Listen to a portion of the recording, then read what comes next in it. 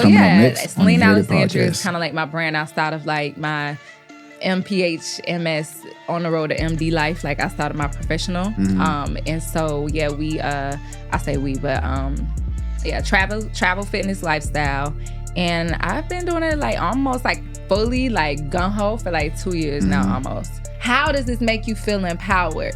Or when I go to the gym and I got on this little tight little outfit, and I don't like to show them I got bigger thighs, but if I go in the gym and I'm really looking good and I know that I'm healthy from the inside out, is that more empowering? Yes, I got on skin tight clothes, you can see my body and all that, but I'm not quote unquote naked, you know, but you feel empowered because I'm feeling like I'm gonna see the best version of myself. Domestic violence hotline numbers and stuff like that. I think those are ineffective old ways to really talk about this situation. Yes, those numbers are available, but let's be real. You finna call that number? No. So I always throw that out to say that I think that a lot of people just say, just leave, or that's cute. That sound good. Just like the everything else I just said sound good. But is that really gonna happen? Like you really have to make a true decision in your mind, what's in your best interest. And if you're able to leave, some women really can't leave because we let y'all leave so much. Y'all done had us incapable. We can't even leave. Like we Building a legacy, so watch how you step to me. You know it's inherited, ain't no comparison, stacking up guaranteed. Moving so militant, consistent and disciplined. Getting that paper and stacking it up, no time for no chillin', man. Building a legacy, so watch how you step to me. You know it's inherited, ain't no comparison, stacking up guaranteed. Moving so militant, consistent and disciplined. Getting that paper and stacking it up, no time for no chillin', man. What's good? It's Sir Gates. So you are now tuned into the Inherited Podcast. Welcome back to the episode. Again, if y'all are watching, download and subscribing, I highly appreciate y'all. Keep doing that and keep tuning in. So today we have another special guest, right? Miss Celine Alexandria. She already turned up. I love it. So we're gonna get into it, okay? But she is a women's health advocate and a content creator, right? So we got a lot of stuff to unpack. It's gonna be a real good combo. We're gonna get right into it. So how you been doing today? You doing all right? Yeah, I had a late night last night, so I'm a little raspy. But yeah, I've been good. I'm a little weary. I tell people right now I'm a little weary because I just gotta charge back up from all my traveling. But yeah, I'm good. I'm good. I'm always turned up kind of most of the time. It's most like high on life type vibe. Yeah. It's good to be high on life sometimes. High on life and other stuff. You know people what I'm like, you always so goofy. I'm like, goofy not the word. But yeah, I feel what you say. Living life. That's all good. Yeah. So look, before we get started, right? Quick little icebreaker. So okay, what you got? I'm going to pull a card, and I promise you, I don't know what it's going to say, but I'm going to pull it. We both you was over there peeking. I just want to see what's left in the deck. I shuffle it. Here we go. Let me get a little extra into it. So we both going to answer it. You'll answer first, and we're going to go from there. So let's see what this card going to say this time. All right. Wow. This is going to be good for you. Brag to me about the best things going on in the past 30 days. Oh, man, that is not going to be good. I'm very humble. Like, I do not like bragging about nothing. But it's positive stuff, so what you got? What to brag with you from the past 30 days? Yeah. So brag to me about the best things going on in the past 30 days. So it was good stuff. Dang. This has been a trying last month for me. I guess the fact that I got a merit increase at my job. Okay, that's good. But other than that, it's more so like it's sowing seed time. I don't have like too many brags. Like, yeah, I don't. Let me think real quick. Let me think. So while you think, I'm gonna see what I got. But for me, the last 30 days, it will just be being able to do this podcast, right? Because it's been a long time coming to get back to it. So to be able to get back doing it consistently and being able to drop every week consistent and having guests come and show up, that's just been the best things happening for me. Of course, outside of that, waking up every day, enjoying life, can't complain about too much. But other than that, that's been a blessing for me. So that's my, I guess it is hard to brag. So I'm not bragging. It is. Like, I don't be sitting around like, I got, maybe we should pull another card. Somebody else could be like, you do. And I'm like, yeah, I guess so. Okay, so thank you. It sparked some stuff. So, okay, so boom, yeah. I went to Inbound, which is a kind of marketing, sales, CRM, like customer relation management type conference. But for me, it was marketing, content creation, type vibes for me. And I was able to go for free through Career Chasers. And I'm an ambassador for Career Chasers, which is like a membership for minority women to be able to negotiate, pitch, manage their managers, all the professional development type things that you might not get at work. Because I work from home and I'm a consultant, so I don't get a lot of that. Yeah. So we was able to go for free. We got tickets. I was able to get a room from Marriott, fully paid for, and also for shout out to Delta too, because I got like a ticket. Delta. Well, actually, not shouts out to Delta. They got some stuff that's changing as a loyal person to them. Some people are not happy, but that's kind of like in the travel space. But yeah, and then my ticket was like $100. So I was able to meet some great people up there. I was able to go on like a traditional sailboat. Got to meet some awesome women in the marketing space. And one, she's actually a soror, and she actually lived here in Atlanta. So I can't wait to kind of like vibe with her. And I got to hear Beyonce publicist speak. I'm not a beehive or none of that. I was just about to ask, are you a part of the hive? We ain't doing none of that. But I did go see Beyonce this year, so I feel like I know her a little bit better as a spirit. But yeah, we got to hear from Beyonce's publicist. So she just talked to the journey of how she was, marketing and had to push Destiny Child, and then how she had to do it for Beyonce. And that's not a hard, that's not an easy feat. We would have thought it would be easy, but she said that Beyonce got turned down from like 20 magazines before she got her on a cover of one. And you wouldn't think that. Not at all. Yeah, you wouldn't think it would be hard for her, but it was.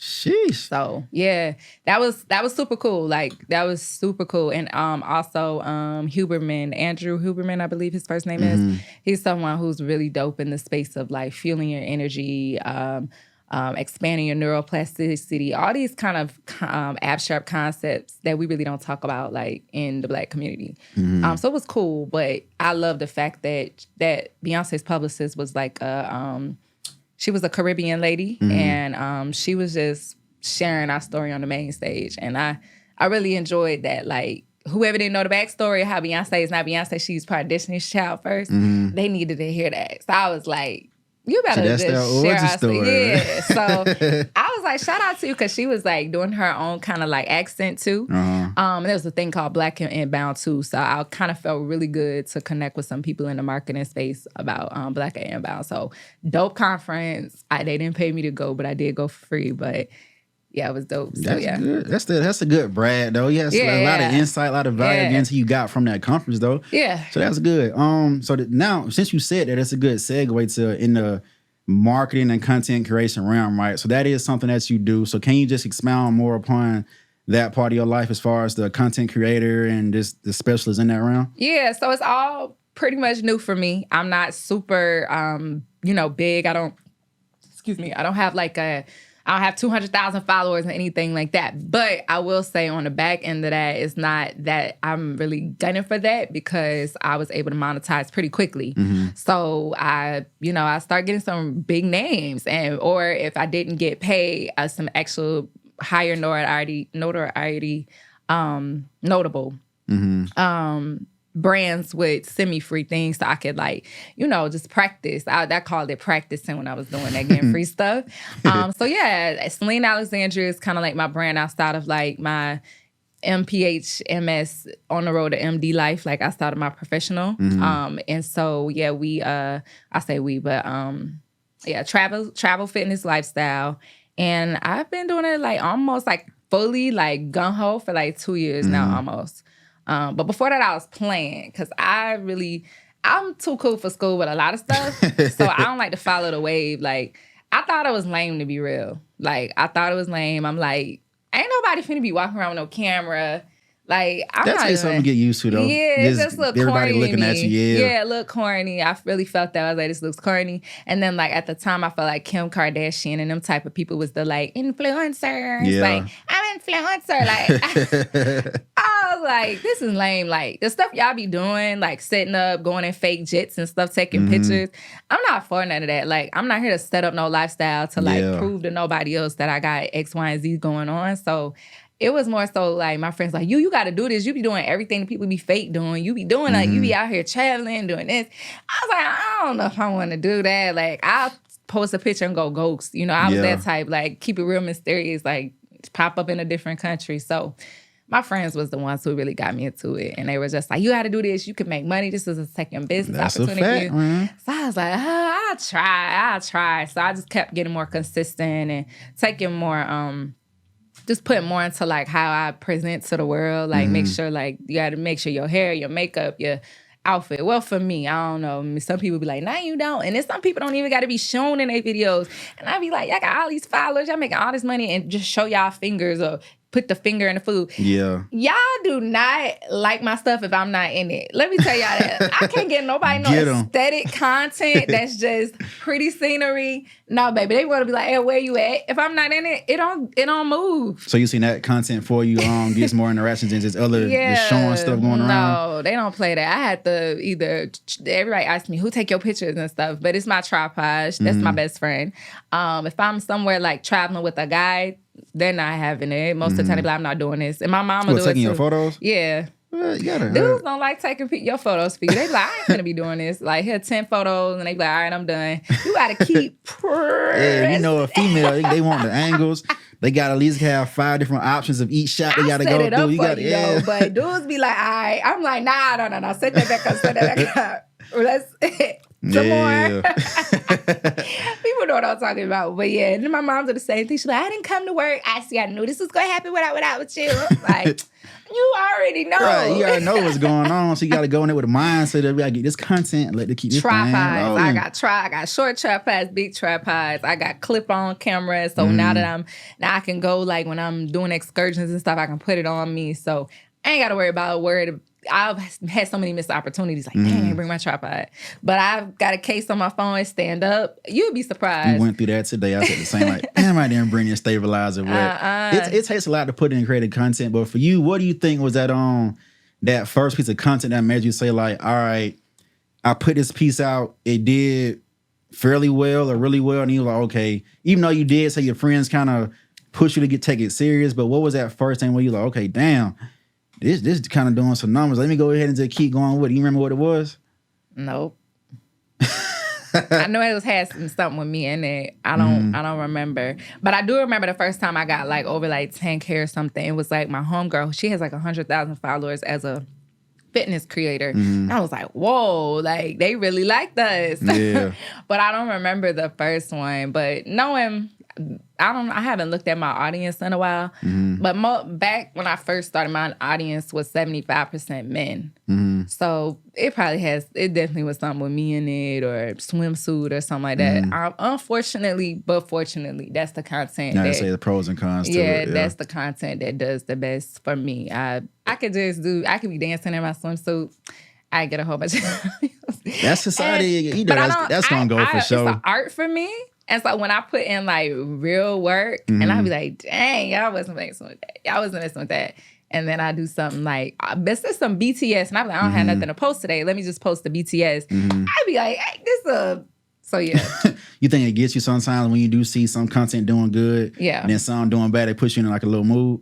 It puts me in a mood when I see other people who probably have like, I won't say trash content, but I'll say like... No, sometimes people have trash content. You I keep it real and be like, it's like, I'm like, okay, like, but you know, you always start looking at somebody else's plate. So I had to like regroup, like, you can't be worried about what they doing. Like, what's for you is for you. And I just have to keep the train moving. So yeah, it does get discouraging, especially when you put a lot into something. But then you had them wins where like a brand will hit you up like, oh my God, we love that. All these people hit us up afterwards. So it's like, it's, you know, it comes, everything gonna come with a pro and a con. But them the moments that I live for, like when somebody hit me up, literally a brand told me like, she was like, I was having a really bad day. Something with the business wasn't going right. And then like, you just sent your content, like you about to make me cry. Like my day is so good. Like, oh my God, you did so good. I know I had to wait a little minute for it, which is one thing I got to get better with.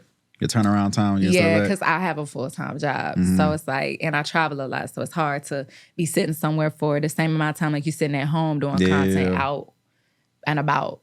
But yeah, I could say that. But yeah, she was just like, oh my God, you about to make me cry. Like I was like, oh Lord, Tris. But that means like, you're doing good work for them people then. So shout out to Aesthetic Collection, because she was very sweet. Those kind of things like I live. So you prefer like UGC content, just the original content, or you prefer like as far as you say going in and I know I'm gonna do this and that. Let me get not a camera crew, but just a bigger setup than versus taking my phone, turning it around, and just making some good UGC content? Which do you prefer? I don't like UGC content just because I put a lot into it, and so you're not gonna just go behind the scenes and use this every. I want to post this too. Yeah. Like I be putting a lot in, so no. I mean that's cool, but to think if y'all went and did this big production for Mercedes-Benz for the tailgate today, and then you turn around and be like, okay, thank you, and then take care, and it's like you can't put it up. Like nah, y'all finna see this. Like you want your people to see it. Facts. Yeah. That's a fact. So that's how a I felt like, oh, you ain't about to be sampling me. Like, that's a fact. Nah, I want this on my thing too. So what do you think is the sauce or the ingredients to make a good piece of viral content, or what goes into just creating good content from your formula and what you know, like as far as whether you've done research or whatnot? So what goes into a good piece of content that's going to, or at least have a chance to go?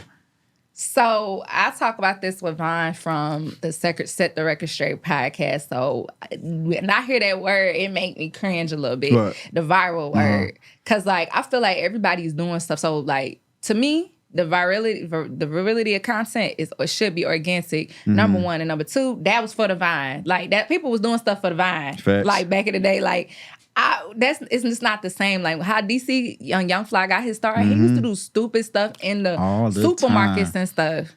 And I remember that because he was cool with somebody I was cool with, and his friends was showing me. I'm like, who is this dude? And they be like, oh, this my homeboy. He's so crazy, but ain't he funny?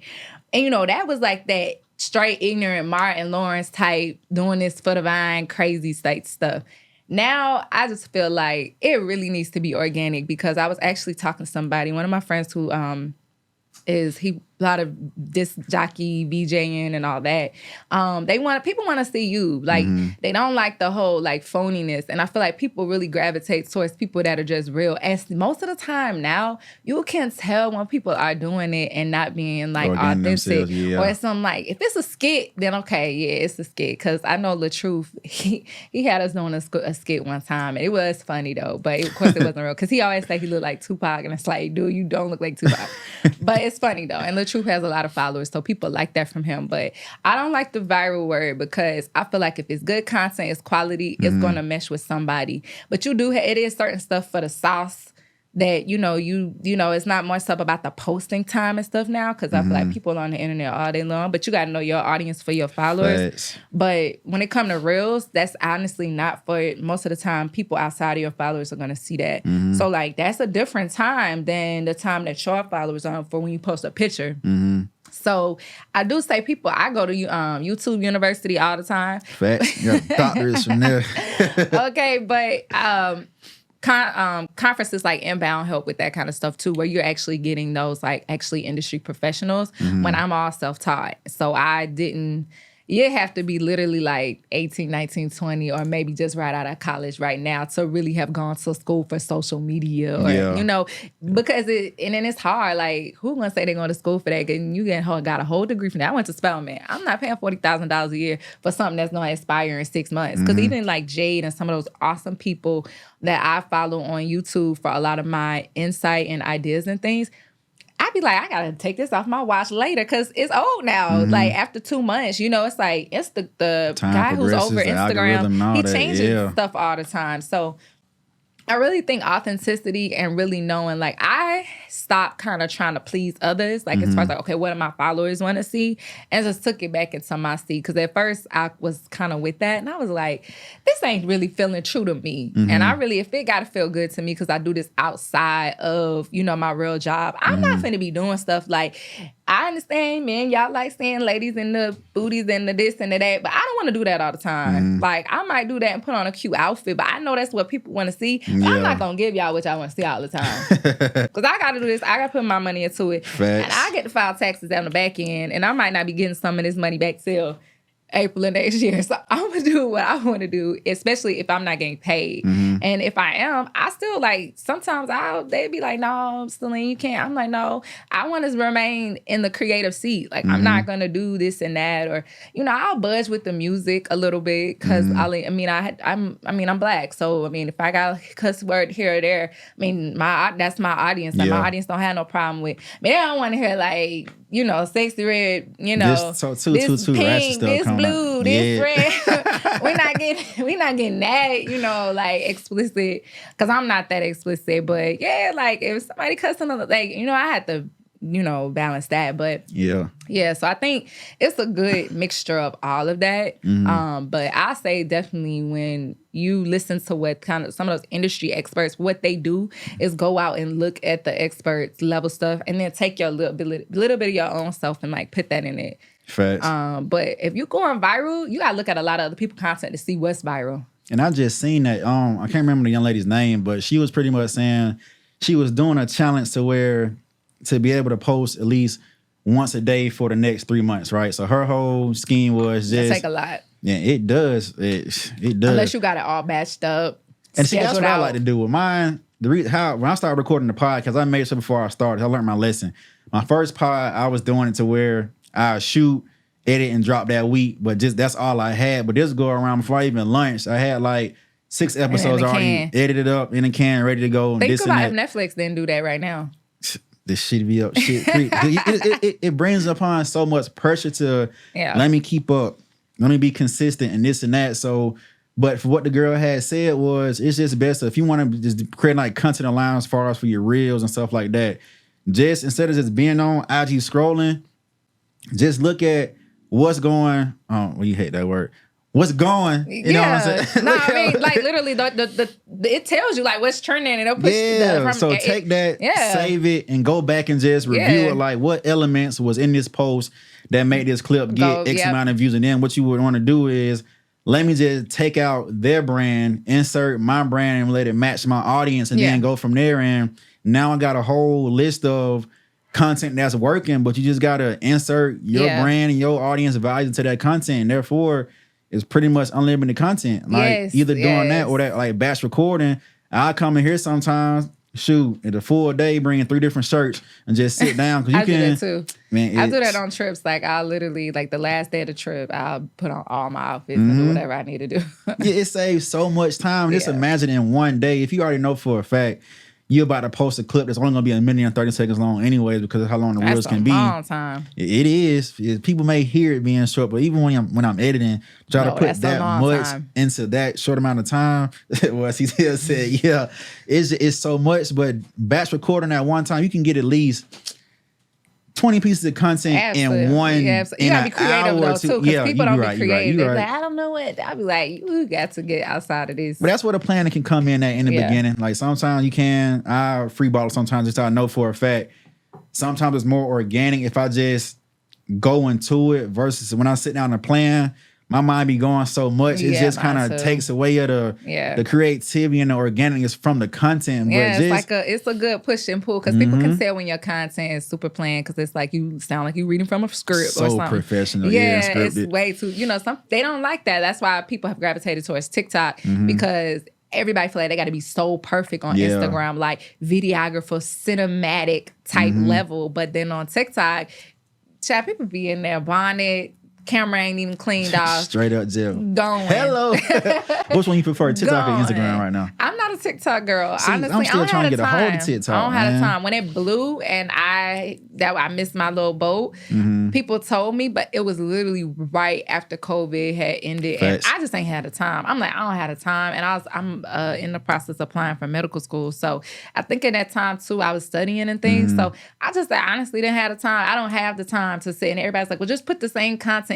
And that just seems so fraudulent to me too. But I mean, I guess you could, but I mean, it works. I do it, but it's just now with TikTok, they're taking more long form content. It's just another step you got to do as far as put my long form there, but also edit it to go on YouTube Shorts and then Instagram Reels. And then YouTube, you can have it that way. And I tell people, you can't just switch that around and have it short, like that on YouTube. I'm like, you got to reconfigure it if it's not a short. That 1920 by 1080. You got to do it right. It's a little different. And people take stuff off of TikTok sometimes and have watermarks on it. So it's like, but Instagram don't like that. I read an article. It's a lot they don't like. Yeah, if you got that TikTok watermark on it, they will suppress your content. It's that shit. It's just that whole algorithm thing, man. It's like it's for you, but it's against you because when you try to please it, that kind of makes you take away.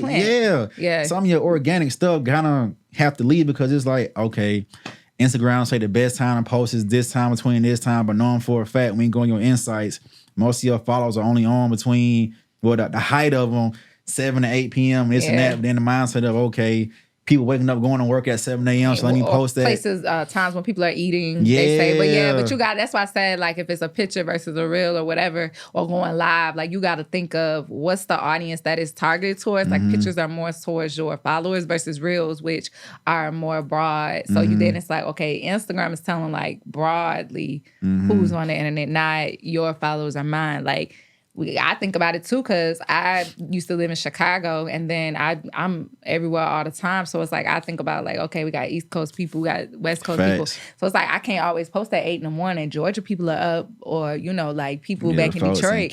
But it's knocked out. Yeah, you know, so it's like I got to think of that too. So yeah, but I always put it in 3 categories, which I learned from the girlies from YouTube: entertain, educate, or inform. So expound upon that. Like, let's break that down a little bit more. So entertaining the stupid DC Young Fly type. And I hate to use him, but I mean, he was just so comical when he first started. Like, you know, he's gotten a little bit more commercial now. No shade to him, but I mean, everybody got to it at some point. You gotta elevate but he was just raw and just doing crazy stuff back in the day. But a lot of people like to see entertaining, stupid stuff like that. Or like cats and, you know how people be watching dogs. Cats rule the internet. Yes, they do. That's cats rule the internet. And I hate cats. I'm like watching this stupid squirrel running around this cat. So yeah, that informing, you know, like something that has to do with like we can have dual citizenship in like African countries. Now I saw something like that the other day. So a lot of celebrities going to get dual citizenship in African countries. Inform or educate, like when people are sharing like these are the top trending real audio sounds, or they'll say like, want to know why your content's failing, and then they'll be sitting at their computer doing something, and there'll be all these things popping up on the screen. Yeah, the whole little But I don't think people do the pointing thing no more. Thank God, because I even got tired of doing that. I'm like, I'm not doing this. But I never really did a lot of the educating type content. But I do notice that my educating content does kind of good because people be wanting to know like how you do this, how you edit, the way you edit, and all that. So yeah. Well, give them a little bit. So how do you do all your own editing, or do you have any kind of help? So you just a solo team with you? I'm a Gemini, so I got a couple people in me, and all 3 of us make sure everything's going. Okay, makeup, hair, styling, videography, editing, photographer, all of it. Okay, the PA on the side, outside of the you gotta wear them hats to get it done though. Yeah, so it's me. It's all me. People always be like, I know you be out here on these trips with these dudes. Like, yeah, I might have a dude with me, but 9 times out of 10, he ain't finna be helping me with no content for sure. He probably somewhere on the beach or on the other side of the camera sleep. But people always want, that's a myth. Like, I do not have this random dude with me on all my trips. Like, actually, I've been getting more into solo stuff, and I've been really connecting with my mother more. So a lot of times I have my mom with me on trips now. But again, none of these people are helping me most of the time. Like, most of the time it's me. So yeah, I have to do everything. I did start to get a team of like, okay, if I need a wig or if my hair, or if I connected with a girl that wants to, collab with makeup, or of course a lot of times I get free clothes. So those kind of things make it easier. But if it ain't available, I gotta make it run and I do it myself. So yeah. What you prefer to edit on? I like CapCut. CapCut is blowing up like crazy. Yeah, I've used CapCut for a while though before it actually blew up too. Word? Yeah. I just kind of got hip to it. I heard about it, but it was just because I like come from a background of doing like videography and stuff. I was always on the desktop doing it with either like Final Cut Pro. Yeah, so I started. It was actually in college. I won't forget. I had dropped out at one point when I was still on campus because I was still able to work because I was cool with the manager. But at the school, they had this whole computer lab called the Mac Lab. Man, I walked in there one day and just seen all those Mac computers, and I just sat down, and they had like preloaded content on it, and they had Final Cut, so I was just in there, clicking around, and I learned it. But ever since then, that's all I had used. But now I prefer Premiere Pro to do all my stuff on there. But yeah. I like CapCut. I stopped doing stuff on my phone. Number one, I started noticing. See, my hands start creaking. I started noticing my hand dexterity and stuff because when I go back to working like for work, I was like, ooh, I got to get off this. So I just got an Apple Pencil, and I had got like an iPad for like a holiday or something, and somebody got me, and I started doing all my CapCut stuff on my iPad now. So I'm left-handed, so I can get away from using everything on my right hand, and I can start actually using my left writing hand. Because we don't write a lot no more.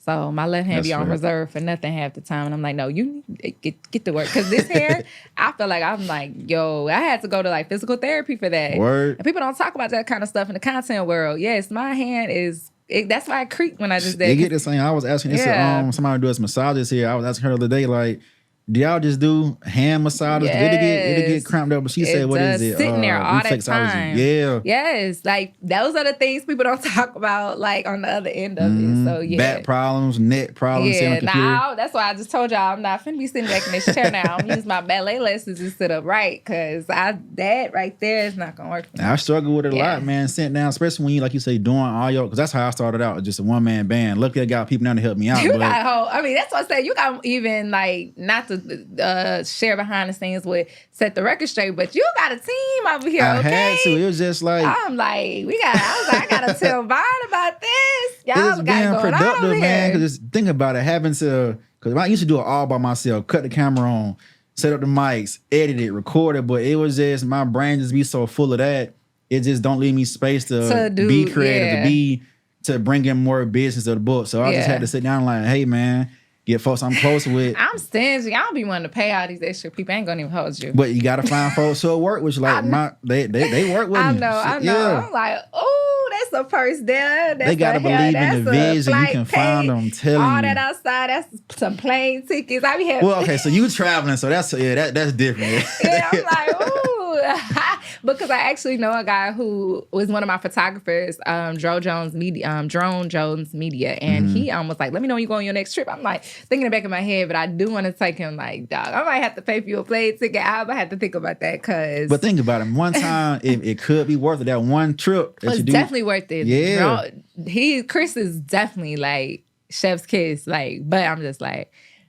But I also told him, too, like, we had to, like, plan it out where we can shoot at different spots in a country or somewhere where we can actually maybe go to different countries and, like, do it all in, like, 4 days or something. But, yeah. So you do want to see if you can have one? Like, you will have one? No, because, like, I feel like gets people too big for their britches. Like, I don't know. I just like it to be where it's still humbling. Like, so you won't want to just focus on just doing your content? No, who am I? I'm not no celebrity. Like, no. Well, you don't have to be a celebrity. It just I'm telling you, it makes stuff 10 times easier. Like, I like the grind of it sometimes because I am so I do communications for my professional job. I'm a communication specialist.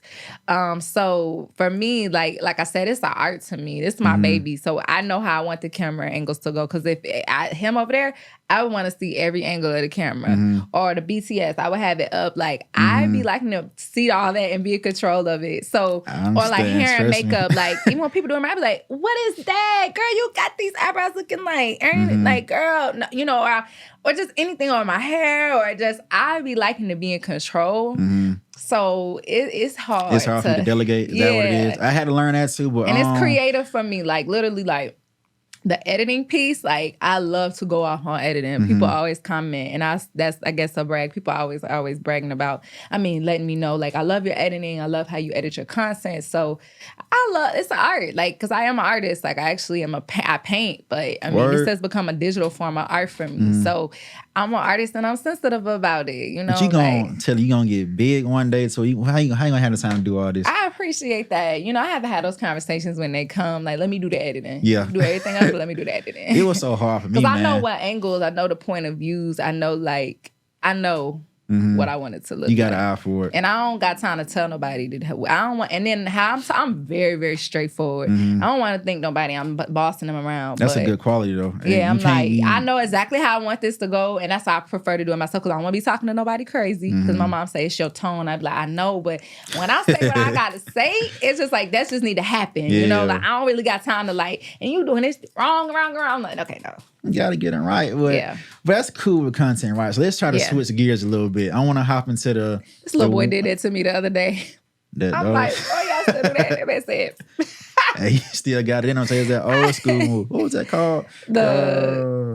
I don't even remember. Somebody help. I forgot. Y'all don't remember that little... I don't remember. I can't remember. But nonetheless, though, I don't know. So the women's health advocate, right? Yes. So let's jump to that. Because I want to, of course, I'm not a female, so I want you to be the voice. That's that's not very obvious in today's times. I was about to say that's clearly, but no, I get where you're coming from. Not that clear now. I get where you're coming from. Yeah. So let's talk about more of that, right? So what is your focus in that realm, and what is your purpose in there for what you're trying to do in your mission? So I'll start with the mission. The mission is to make sure that if I can help it, another female has to go through what I've been through. And if I can say something to her or help her change the position that she's in currently, then I want to do that. If I could just say 2 words like, nah, you shouldn't do that, you might be time to go ahead and roll out that situation. Like anything that can help a woman not do, because I didn't have that. So that's the main mission of being what I didn't have. For other women and young, either teens. I'll tell people like I don't have the touch for like babies. Like, I mean, of course, like if I'm a mom, but like when it comes to like elementary and middle, a little bit. But normally my soft spot where I love to like help and like work in the community is high school and college, and of course like my age. But I don't have it for the babies yet. Like I gotta be able to talk like real raw about this kind of stuff, and people be like, I don't want you to talk to my kids about that. But then you got to go ahead and they gonna have to wait a couple years, because I need to be able to speak very rawly about this stuff, because that's I feel like in our community sometimes. It's like they hush, like, girl, don't talk like that. But your grandparents was together. It doesn't matter if they was looking crazy for them 30, 40, 50 years. Like, and mental health was like, non-existent. So, yeah, that's the mission. What was the second question? Sorry. As far as like what you specifically focus on as far as in that realm? Yeah. So, for me, my focus, number one, definitely I'm applying for medical school to be OBGYN in the realm of African-American and Latina women's health. Speaking on domestic violence is something that I'm definitely an advocate for, as well as infertility and menopause, which are 2 things. We talk a lot more about infertility, but we don't talk about menopause when it comes to women. My dad even talks about it more than my mom does, but then she talks about hot flashes. But my dad, gave me a different aspect. Like, now your mom changed after she went through menopause. I'm like, I wonder if any other man like thinks about that when it comes to their wife about that. And we don't talk about that. We don't talk about menopause as a community. Like, how does that? Or, it's just hush. Like, grandma just hot right now. Just open all the windows. But, they don't go past that. Yeah. They don't go past that. So, yeah, those are the main areas. Yeah. So what made you want to focus on those? Were you dealing in any situations in that nature as far as? Absolutely. I got phases to my life. I'm in the 3rd phase right now. I told somebody yesterday I was in the 4th phase. It be changing. But yeah, I definitely dealt with it. I dealt with it twice. I dealt with it in college. And I had 2 abusive relationships, and 1 led into grad school. So yeah, that was the age range was from like, 19-ish to like 23.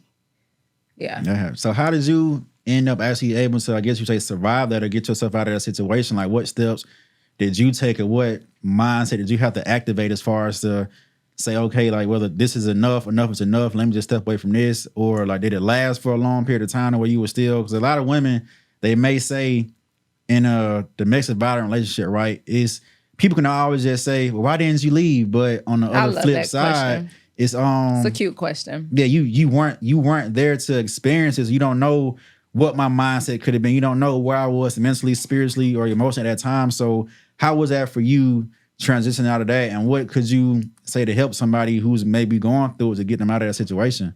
Yeah, so first I'll say Domestic Violence Awareness Month is October. I know October is always known for breast cancer awareness. It's also domestic violence awareness. So throw that out there for all y'all that's about to wear y'all pink all next month, okay? Y'all throw some purple up in that thing. So that's first, because I always try to speak on it for that. So I don't even know if this might come out in October, but I'm going to just say this is for October. So I always have a goal. Like, I'm going to do something. I'm going to speak. It's going to be public speaking because that's what I was doing, was hiding. So this is my therapy when I talk about it. And it's wild because my ex actually hit me up. He was in prison. I used to like hood dudes. Don't judge me, y'all.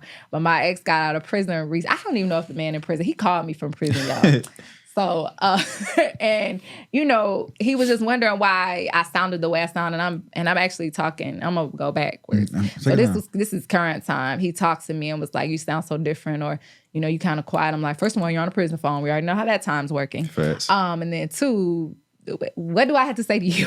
You know, like I don't know what to say, and I wasn't prepared for that. He caught me off guard. Most people don't catch me off guard. Homeboy snuck me that day because I was on the way to Pilates. I was just on my soft girl era Pilates at the daily Pilates. Whole wrench into that. You know, so I'm just like, wait, I wasn't. You try to prep. You like, I'm gonna say this when I finally talk to him. I'm gonna go. You know, it caught me off guard. Literally, just driving down the street and he called. I was just like, who is this? And you know, I always had to think about what would I say the next time. Not see to him, but say, because I knew I didn't want to, lay eyes on him. But in the conversation, I had nothing to say. I had no words. Like, I just, I hope you're good. Like, I really do. I hope you're good because it's honestly a mental health thing in both people. But the one who's doing the aggressor has just as much broken mental health as the person who was allowing that abuse to happen to them. So, it's on both sides. So I really did mean that when I said that. Like, I don't mean you no harm. I hope you don't have no harm. I'm so sorry you're in prison. Back in my head, I'm like, you deserve that prison sentence. I don't know what. I didn't even ask what he was in there for, but I know what you were in there for because I practice Buddhism and I'm real big on karma. And karma is gonna always find you. No matter if your mama can't find you, your girlfriend looking for you in the street, that thing ain't come home. Karma gonna find you. Doing that bad to come back and get you for sure. So I was kind of like relieved that at least there was some just serve in that way. But to go backwards, I got out of it because I finally just couldn't go on anymore. It was affecting my bottom dollars, which was school at the time. I talk a lot of times in money. I be talking like I'm this big time drug dealer half the time. Back in my head, probably in like my other life, I probably was like a Consuela and like, in West Indies somewhere, pushing major weight, okay? I wake up with money on my mind all the time. But he was affecting my bottom dollar because number one, I had jobs. Shout out to 255. That's where I got started when I was in school. I got 2 degrees out of 255 on Peter Street. I told everybody that. You say a lot about 255 on Peter Street, but I got 2 degrees out of it. Shout out to Mario and the whole team. Anyways, he was affecting that. He would not let me go. He would kind of put a wedge in between me trying to go to work as far as that. And it's a club job, little shorts, out with the bottles, that jealousy factor. And then with school, I was a full-time student at Spelman and in grad school. And it was just time after time where I would miss classes. I would almost have to bring his daughter to me to class. I mean, Spelman is very bougie. Sheesh. The bougiest of the bougie. Like, there ain't nobody going for all of that. They're like, you get your stuff together. You messy. You like your slip hanging. And I actually have had to tell teachers told me that. And then to the point where I couldn't hide it anymore too. Like I had black eyes and stuff where I had to put on like little fake glasses to cover it, or I had gotten pregnant and it's like you missing because you got to go get an abortion. Those are other topics that I'm very for too. So I don't try to hide away from words like those kind of words. That's good. People need to hear it because it's real life. And it happens a lot more to us as Black and Latina women than people want to talk about. And y'all have to deal with it too. It ain't like it's just on us, So sometimes y'all be hurt more than us. So I'm like, dang, I got to do this for me, sir. I'm so sorry about you. You messed up too. But so a lot of those factors, it was just I was either going to be in jail, dead, or just in peculiar situations that I was just like, my integrity was about to be, being compromised. So it just had gotten to that point. And I mean, unfortunately, you do have to sometimes let women just bump their head enough to be like, okay, I gotta leave. But when you're mentally broken I was at rock bottom. People say that, but I was just at my lowest. I wouldn't say rock bottom, but I was really low. It was like one of the lowest times in my life. And I just it was just like I just had enough that day. And it was just like one day, like, all right, this just really can't happen because now, like, folks at school, it's like, as long as I could hide it and cover it up, you was cool. I would deal with it. Yeah. I wasn't never cool with it, but I could deal with it and I can manage it. But once it started to, like, show or I'm, like, sitting weird because I got all these, like, bruises on me or my eye all big and black and stuff, ain't that dark. Like, if I get one bruise on me from anything, it's showing. So it's like, it was starting to become very apparent. And so I was scared of that factor because then my parents would find out. Then I used to be ride or die. I can't ride or die no more. But I didn't want the cops involved. I didn't want to tell nobody. I didn't want to get him, into no type of situation. So that was how the second time happened. The first time it happened, dang, I can't hear I don't even know how it went. I think, I was in that dramatic phase. I feel like when we were like fresh out of high school, and then that's when reality TV was like super big. Yeah, popping, yeah. I felt like I was in a reality show every day, so I was a little bit more dramatic back then. I will say that was at my fault. So it was just like I wanted this whole scene, like throw your stuff outside. It was Valentine's. I had flowers and I was throwing them in the hallway.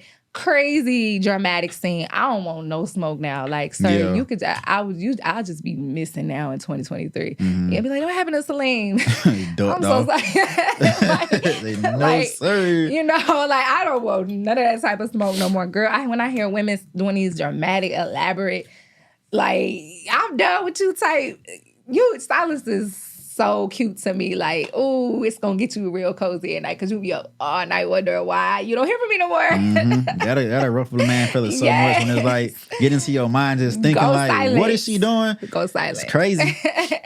Go silent and just be living your best, sexiest, healthiest life on Instagram on him, okay? That's what I say, okay, nowadays. But back then, I wanted to make a big scene. So the first time was like a really big scene. And, these people just had me caught up for years and years and years.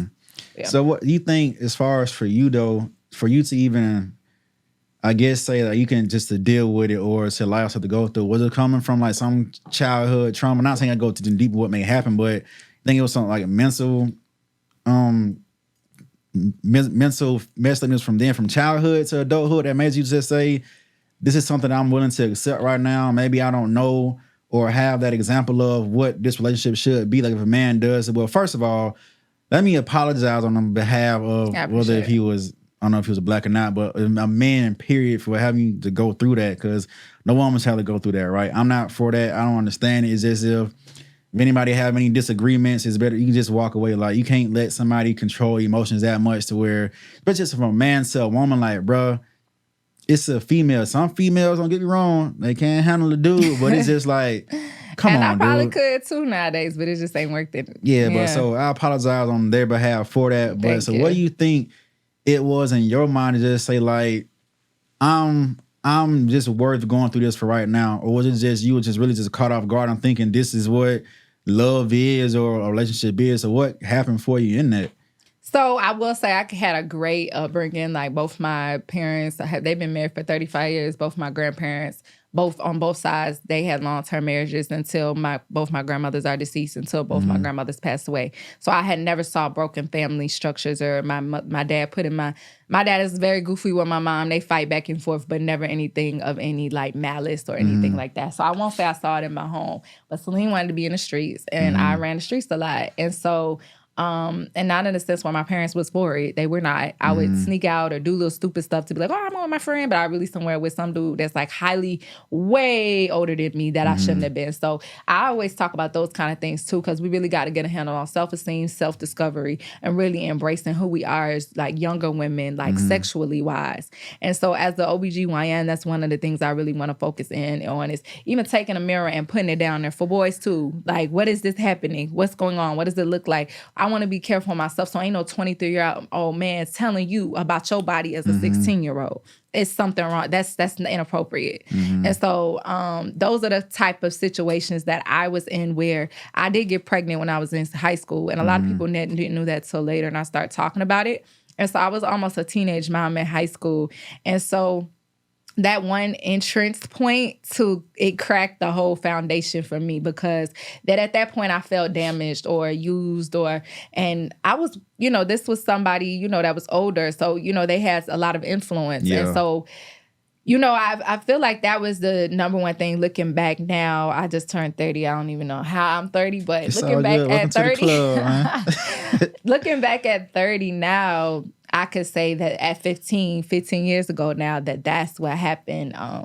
And getting pregnant in high school. And I didn't feel, you know, being that, like back then, like video vixens were a really big thing. So everybody like Latino girls, and that's the thing with this whole Erica Mena thing too right now, but we ain't getting into that. But but Erica Mena was a video vixen back then, so she played into it like everybody else. But it was like if you weren't Latina, or it wasn't these big old booty girls now like they got. It was just a skin complexion. Yeah, it was a skin complexion then. thing, and I'm not the lightest, but I'm not the darkest either. So it was like if you didn't have the like half white or like real light like looking, I had like insecurities when it came to that. I had a big old forehead. People used to talk like about my forehead. I still got a big forehead, but. And that's just what it don't be. But little things like that really ate me up at that age because I didn't have that reinforcement. Your mom can tell you so many times you're cute, but when you go to school and dudes is joining you and talk about your butt teeth, you know, like that self-acceptance from your peers is real. Even in today's time, like women want to go out right now, feel wanted by other men. So you know, like it stems from there, and we don't have talked about healthy relationships with boys at that age. So then we don't talk about it. It's always don't be around him, can't be around these boys. But I know I want my daughter around boys in an appropriate setting so she knows how to interact when it comes time for dating. Because it's like they want to know why you 30 and don't have kids now. I'm like, I mean, for the past half my life, y'all been telling me to stay away from them. Facts. And it's like you can beat them, you're better than them. So it's like, what up? We finna match up now. We didn't arrive, and you know it's a competition now. Instead of it being like a loving, let's love on our black men, it's more so like I could do exactly what you could do, and you can't. But a lot of that comes up now because we've been raised up to be these strong black women. So that's all I was focused on, and not the healthy relationships. So my background was perfect though. Like, I mean, I won't say perfect, but I didn't have those problems. I had others. One thing you said that I feel like, again, I'm not speaking for women, but when people say you can be a product of your environment, that plays a lot, right? Yeah. So even with me, I grew up with two parents in a household. They married for a long time, but I was pretty much never in a house. So when I was outside chilling with the homies, it was just like their influence was king over what your parents was instilling at you at home. Because they can tell me whatever they want to, right? Yeah. But again, as well, growing up in a household to where we trying to hustle and make ends meet, it was more so of that structure than the love, the support, okay, you should do this or do that, and you feel this way, so why do you feel this way or this and that, versus when I'm going outside. And because I had to grow up at a young age and help out, I was just so more attracted to a oldest man lifestyle. So it was just the people I hung with was my peers in school, their older brothers or their older cousins. Like, we would still hang, but I was accepted into those rooms to where now I'm looking up to, I'm 14, 15, 16, looking up to a 26-year-old, 27-year-old. So I'm seeing, and then coming from on the east side in Decatur, like just in that mixture of stuff, it just played a big part into this is just what's going on. This is what we should be doing. This is what guys do. Or all it was, hey, bro, you know, shit, go smoke you some weed or something. Go try to run you a bag up. Find you a cute girl and smash and this and that one. You didn't get the other. Side, we were glorifying strippers that came from the east side. Like, oh my gosh, she was a stripper. Like, you know how much money she's making? Like, that was our focus. I mean, it probably still is now. I don't know, but that was our focus. It's still out there, especially but kids. We can always say, well, I kind of feel where our parents used to come from as far as like how he was living, but now it feels kind of old to say that. But it's just the generation coming up now, just like we were saying before, the examples that they have is just so minimal to where we got to try extra hard to save them from being a product of their environment. Because outside of that, well, not even inside of the house, because of technology on their phone, they're exposed 10 times more than what we were. Like, we seen we were either having to hide to do it or go outside and get it. But now they're just in the house and just invading these cell phones and tablets. But I don't know how old you are, but I mean, like, 31, about to hit 32 next week. So we the same age. I feel like we did have it in the house. Like, my friend that's a little older, she was talking about how, like, they didn't have iPhones and stuff, but iPhone was out when I was in high school. See, what I didn't have, we couldn't afford no damn iPhone. But I'm just saying, people still had access, you know, and then like BET Uncut with, I don't know if we had access to inappropriateness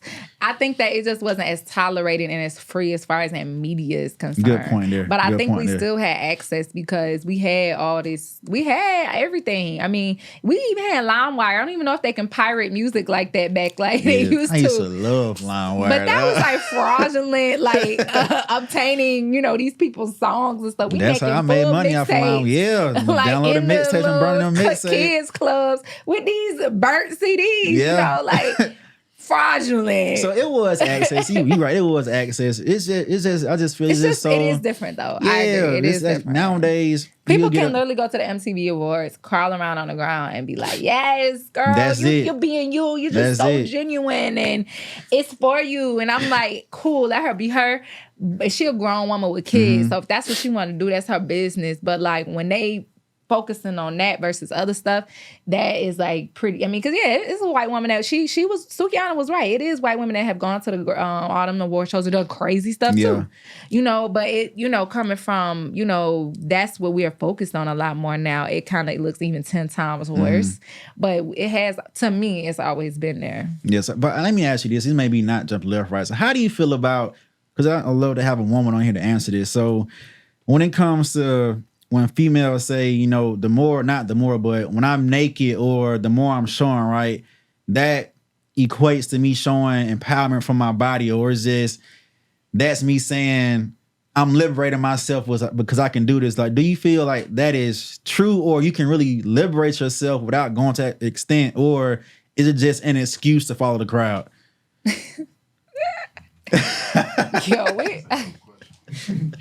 Cause like somebody might eat me up for it, but I have to always speak and stand on what I said. I said what I said, and I'm just that's gonna be. You standing on business? I think it's BS. I think women are BS when they say that. You is BSing. Like you just like a lot of women sometimes do like every woman say like we have our whole phase. Like some women just want to be a house sometimes, or they just want to be loose. Like that's okay. Like don't bring that to women's empowerment. Yeah. Like you have to break down the word. Like. And then if somebody asks you that, okay, how? But I love when people ask, okay, so how is it empowering you? That's what I want to know. Oh, shit. People say it is, but how? Yep. You can't tell me how. Or you might be very minimal of how this feels and how does this make you feel empowered? Or when I go to the gym and I got on this little tight little outfit, and I don't like to show them I got bigger thighs, but if I go in the gym and I'm really looking good and I know that I'm healthy from the inside out, is that more empowering? Yes, I got on skin tight clothes, you can see my body and all that, but I'm not quote unquote naked, but you feel empowered because I'm feeling like I'm gonna see the best version of myself because I know I'm at optimal health, or it just makes me feel strong. When I know that, like you wanna feel good about yourself and look good. Facts. That has nothing to do with going out like with see-through clothes on. When I see that kind of stuff, like I don't know how, ma'am, that the pasties or just nothing underneath, and it's like the stripper kind of wear is like popular now. I don't know how that's empowering. I feel like the only reason it can be empowering is because you're gonna get attention that you may not have got without it. But to me, like all attention is not empowering. So. I think it's BS when people say that. I think it's women, certain women do not want to be told what to wear by men. And I think that's all it is. Like, I want to be able to wear whatever I want to wear without you telling me I can't do it. That's all it is. It's just, to me, it's more so of wanting to not have a man tell you what to do and have control over your free will. And I don't believe in having free will, control over anybody's free will. But I think that's more so what it is. Like, but even from a male's perspective, right? So good, from on this side, right? Like men, right? We're visual creatures. We love what we see and we love that chase, right? So it's all cool and dandy if you want to come out half naked and this and that, right? Do you? Nobody want to tell you what to do, but you just can't combat that when you see a guy that just wanting to hit. We're visual. But some women are okay with that. I mean, they are, but this is for the ones who want to say it's empowering, but I hate when a man try to hit on me because I'm dressing this way and this and that. Those are irrational thinking people. Once you show us that, it's like our mindset, because of that visual aspect, clicks to, okay, if she's already showing me this or showing the world this, she's halfway saying, shit, I'm down. I'm showing you this, so shit. And half the time they do be down. Well, you give them all the reason to be doing it for sure. I mean, like, I just be like, like, call a thing a thing. If you want to have sex with whoever every time of the day, just do that. But do not put it on the backs of women's empowerment or I want to do what I want to do, or nobody, I should be able to wear what I want to wear and nobody say anything. That is irrational. That is irrational thinking to really think that somebody, like a dude, especially black dudes, especially in Atlanta, are really going to abide by your rules. Yeah. Like, that's not going to happen. Yeah. Like, let's be real about it. Like, if you want to be naked, walk around your own house naked and have nobody talk about you. But if you're doing that in the street, and when I'm saying naked, I'm talking about, because people probably see me out all the time, but I don't have no problem like wearing certain stuff or tight dresses and stuff. I don't see nothing wrong with that. Yeah, I'm talking about like where it's like blatant, like folks be wearing like see-through clothes now, or those little the lace thing that have these things all over it, and it be like see-through. Because I do pole dancing, so I'm familiar with all of these outfits outside of the realm of the strip club. I know what they all look like. They all on Shein for $3.99. So it's really like crazy how people be wearing that stuff out. Like, yo, you wearing this in the club? Number one, I cannot sit my butt down nowhere with that type of thin material or just whole areola just uncovered. It's like you can tease, like it's cool to show your cleavage and give a little but like when you just give it all, I like to keep it sexy but still classy and still like respectable. Facts. But you're irrational if you're gonna come out and really think nobody. And in the back of their head, because I am a woman, you know for a fact what you doing. Thank you. But it's cute. Knowing, bro. They be knowing. It's so cute though. Like, I love it. It sounds good. It really does sound good. And that's okay. Like, I prefer that for a female to be like, but a lot of females is not finna kick it like I kick it. Like, I really do just don't. It just is what it is. You just can't mask it and act like it is. We just want to be real free. Like, we want to be able to have the same level of sex that y'all have. We want to be able to move and juggle the same amount of women that y'all and have nobody say or judge us differently the same way. That's really what it is at the core. Like, we want to be able to move in a promiscuous sexual manner or proudness. I won't say promiscuous, but that sexual proudness that you all have as men. Honestly, I think women want that same without the judgment involved. And if that was the same, I think that a lot of that kind of conversation about, it's just women that probably want to feel how it feel. Like, I think they just want to be just like, y'all can go out and have this and then, but when we do, we call hoes. Like, they just want to do it and feel. Yeah. I mean, men, I be telling men the hoes too, but they okay with that term. That's how society. You gotta be okay with being a hoe. Be okay. Live in your wholeness. It's okay because people have hoe phases. I haven't had my hoe phase yet. They say like older women have, so maybe I have a hoe phase in my 40s. I heard you said it was just only in the younger age. That's my first time. I hear some older women that be getting down. You think it's necessary? I don't know. Or do you think it can really be done? I do not think that's necessary. Okay, because a lot of women would say, you gotta go ahead and get it out. You gotta have that phase. Yeah, I'm gonna get it out. It has to be upon me. I cannot just go after it. So if it don't reach me, I'm not gonna be seeking out the whole phase in my 40s. Okay, like it don't work like that. Over here, it don't. If it don't reach me, then that's just something. That's a bucket list item I don't have on my list. Yeah, so, that's a fact. But it's cool to see at least you transparent about this, because a lot of women, they say they'll just mask it with, I don't want to be honest because the looks and the judgment, this and that. But I guarantee men prefer. We do not. We want y'all to tell us what to do. That's something I think women do not like. So women don't want a man who's a leader. Is that leadership? No, not that part. I'm switching gears. Not the whole telling somebody what to wear. That's controlling. Yeah. That's like, well, of course, women have their standards and a man have their standards, but on a leadership tip, they can kind of butt heads, because if you don't want that, I guarantee he probably not gonna be susceptible to him telling you to do anything else down the line. Yeah, but I think when men say men like to lead, like y'all like to lead on, I won't say y'all, I'll say some men like to lead on things that are very minuscule. Like, if you are not leading me to financial freedom, or, okay, that Barbie movie where you putting on all these little outfits, doing all this for this Barbie movie, you need to be getting you some Mattel stock.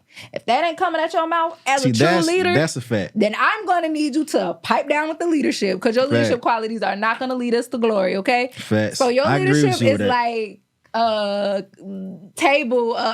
project manager or something. it ain't true leadership quality. Okay, people think I teeter in two worlds. So I am in a professional world, and we gonna talk about true leadership.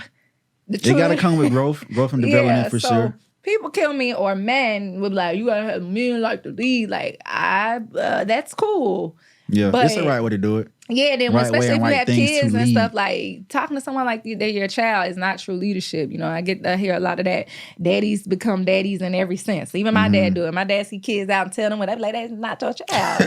And then when I have dudes that have kids, and I'm like, I'm not your child. So you know that, but that come that manliness. It does come in y'all. But you know that is cute when y'all say it too. I gotta be able to lead. I gotta be able to lead too. But a man does. That's just in our nature. But you got to do it the right way, like you're saying. Just as far as financially, mentally, spiritually, it's the right way to do it. Respectfully, I have to tell, if I'm with you, it's in my nature to lead as well, sir. So we have to both tamp that down in order to have a leadership position. Because, it's like co-executives and So I'm with the co. I always like to put co this, co that in front of it because it really does take true partnership. And that goes back to the healthy relationships. A lot of us do not have healthy relationships at younger ages with the opposite sex. So then we find ourselves like it's the power struggle. And I can't have no man leading me. I can't. We can lead together. Because you're not going to be right at everything just because you have an X and Y chromosome. Yeah, women still have a voice, though, for sure. So you can't I have 2 X chromosomes for a reason. I'm a science man. I'm a bio pre-med major, so I'm a little nerdy. I better get help. Yeah. that doesn't extenuously, like, that Y chromosome does not have to do with leadership. I promise you. It more so has to do with other, those other, masculine qualities that you are. But we both have estrogen and testosterone in us. So...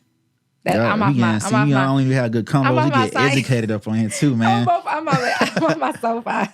It's all good. So, but I done kind of really drifted off. But just real quick before we switch topics again. So when it comes to those like domestic violent relationships, right, and just those kind of situations, what would you tell a young female today as far as either how to firstly avoid it, or if they are in one, how to exit it sooner than later? So what are some steps they can do, or how they can reach out to this and that? So how would you guide them on that? So I'm not going to give y'all any domestic violence hotline numbers and stuff like that. I think those are ineffective old ways to really talk about this situation. Yes, those numbers are available, but let's be real. You finna call that number? No. So I always throw that out to say that I think that a lot of people just say, just leave, or that's cute. That sound good. Just like the everything else I just said sound good. But is that really going to happen? Like, you really have to make a true decision in your mind, what's in your best interest. And if you're able to leave, some women really can't leave because we let y'all lead so much. Y'all done had us incapable. We can't even leave. Like, we don't even have anything of our own that we can. So you have to get on your feet. First, when he give you $50 to pay this bill, you take $25, put it to the side. And y'all just be behind on a couple things, but you about to bounce. But you got you a little cushion. Yeah. So you'll be okay when you leave. But he gonna be like, damn, we behind on the Georgia Power bill. Yes, you are, sir. Because I'm ahead of getting up out of here. But I gotta go. I left you a cute little remaining balance. So no, and all jokes aside, but yeah, you really have to set yourself up to, in the back of your head, kind of set yourself up like that, because I know that some women can't not leave because of kids or financially. But I always say the thing, you stay for your kids and you told them, and they're going to look at you crazy when you say that. Growing up, they're going to be growing and be like, I stayed because of y'all, They're going to be like, why you do that? Because they didn't help me. And no way to see y'all fighting, and I hear that a lot of times from people like, I got to stay because of the kids. You don't got to stay because of the kids, because your kids are definitely not the ones that they're going to be looking at you like, that wasn't smart, man. Like, so I definitely say you got to think of it from self, and, you're definitely going to be better out of it with your kids, and not just in it just to have a fixture of a man in that role. But when it comes to finances, you do have to get your finances a little bit together before you can leave something, if you're intertwined like that, where you have been rendered like unable to care for yourself, and I hear that a lot too. Thankful for me, again, I was a drug dealer in a previous life, I think. And I always got money at the forefront. So unfortunately, but fortunately, I was the one helping dudes out instead of them helping me out. And that ain't nothing to be proud of, but it is what it is. And I was the one with the upper hand when it came to education and money. So I never had those situations. I was just like, okay, you got to go. And I never just wanted that detachment, because I felt like that's all I was worth. Until I started to just say, okay, well, I'm not worth nothing now, so it don't matter. So I had to be just brought down to ground level. But I would say the number one thing is I definitely went to go see a therapist. Like, I started into therapy. And from there, I almost got kicked out of my graduate program when I was in grad school. Because of going through therapy?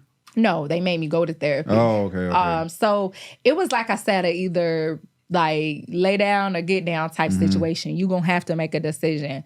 And they told me a story, like my family's from Detroit, so they told me this BMF story that I had heard all my life. And the girl, she played around so much with her, livelihood that I think one day these guys came in and like murdered her pretty much, and it was in relationship with this guy. And I had some of those situations where guys would come up to my job and stuff impressed about my dude. And it was those kind of things. Like, so it's going to take a bubble up effect for you to really feel like, okay, I really got to do something. And nobody is going to be able to tell you that time but yourself. You can hear it, you can hear it. But if you like real, like just deep in it with this person, there's nothing, unfortunately, that somebody is going to be able to say to you unless it's like live or die, like type. Like it has to get to that point for some people. Now, other people, I would suggest going to therapy because you really have to get your self-esteem and your self-worth back and discover yourself and know that this is a separate entity. Like you come to the table, everything there, the entree, men are the dessert. And I had to I don't believe that concept anymore because men are needed. But to get over that hump, you got to know like you complete without this person. Yes. Like this person is an addition, they're an add-on. You're not going to not be complete without them, So those kind of concepts that I had to talk about in therapy. I went to therapy twice, and I even went after I in high school when I was a teen, when I had got pregnant. So those times talking to a therapist really helped me. And then just looking at it, like I was like living in a great spot in my life, and that person wasn't. So I had to start looking from the outside in instead of so much in the day-to-day with it, because it was real rough. But those are the main things I would definitely say is when people give information or like, here's some resources, like nobody is even looking at that. Even when girls be like, here's how to put your tampon in, please read this. Like nobody is reading this stuff. And like, I guess it's the younger generation that's coming into public health jobs to understand of how do we effectively talk to, as healthcare professionals in public health, how do we get the messages across? Because I work in the government. How do we get that across from a government level so everybody will get a vaccination or everybody will be, when the next pandemics happen, how are they, as a community, how are we going to deal with that? Or micro level as a physician, when you see a young girl come in pregnant, how do you deal with that too? Because telling her to talk to these people on the phone, that is not doing nothing for her day to day. Like, so yeah, those are the main things I would say. But I will say, definitely talk to someone and let someone know. That was one thing I didn't do. So definitely you're not alone, but tell someone. Yeah. Just tell one person. And if it's somebody that you know is going to tell, then you might not want to tell them because you might not want to get the police involved. But at least talk to someone, tell someone.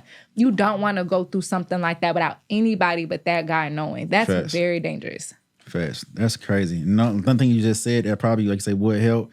When you say as far as people communicating, I had a guest on a few weeks ago, and she was saying, because she does mental health therapy she does it for kids right now, but of course she still has that knowledge, but just the communication and language that we use for certain situations, that definitely could play a big part as far as freeing somebody from stuff like that. So, but I just love to see you a gangster, dog. He's your past life, Celine Alexandria.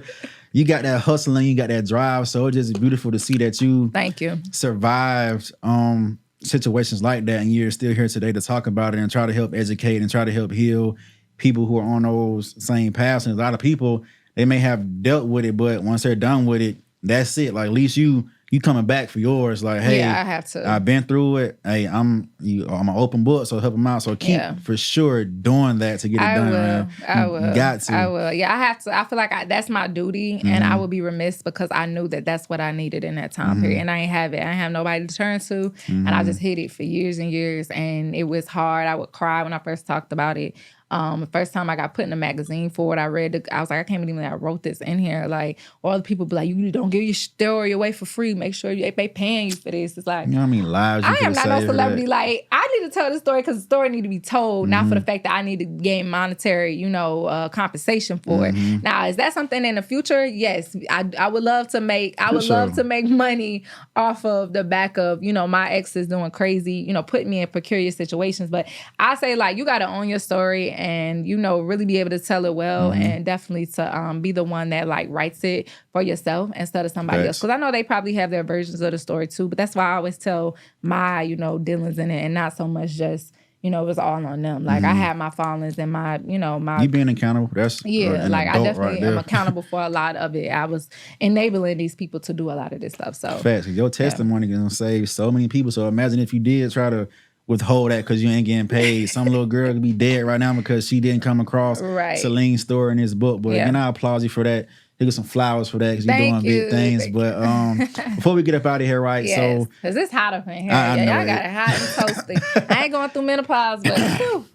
Sorry about that. It's okay. So if you could, right? If you could go back in time and tell young Celene one thing or ample amount of things, what would you tell her right now? I'll just say be patient and wait on it. Like it's already written. Yeah, that's the main thing. Because I think so much, half the time I'm trying to write the story as I'm living it. And I'm always nervous about like, well, if I don't have this set for the future, what's going to happen? What my life going to be? Like, I'm always one of them people that's planning for my future life. Like right now, like I have planners, I have schedules, I have all this stuff. And you probably thinking in your head, how you have a schedule and you showed up late today? But anyways, I really do.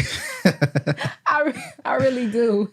I really hold a schedule and I'm planning for the future now. And I would kind of settle myself back from that. And I would have so much anxiety. Like, how am I going to ever afford an apartment? How am I ever going to graduate from Spelman? How am I ever become a doctor? Or nobody's ever going to want to hear me. Or I'm never going to be wanted by like real like good men or like good guys or guys with money. I never thought I could ever find a guy with money. You know, I just thought I was going to deal with like hood dudes that was like broke. And, you know, like I had these like bad perceptions of my life before it was even written. And it's written, you know. I might be with bottle shot college right now. I ain't letting none of y'all know. But, you know, like definitely done leveled up in so many different ways. Like I never thought like I would have my own car and, you know, just so many things. Like in my teens and 20s, I'm like, dang, you right at 30, you got all this stuff. And in my head now, sitting at 30, like, you is a big kid, girl. You ain't got nothing planned out. So you gonna be 40, feeling like a kid still because you don't got nothing planned out. Keep that youthfulness, man.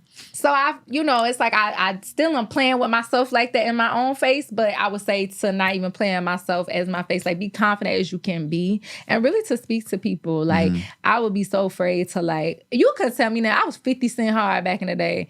Teflon Don, like I didn't soften up. These edges have rounded out, and I definitely have spread some too in the hips.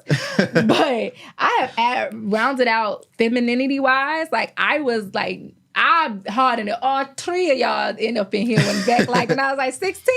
I can say from middle school. I remember that in your middle school. I promise you I do.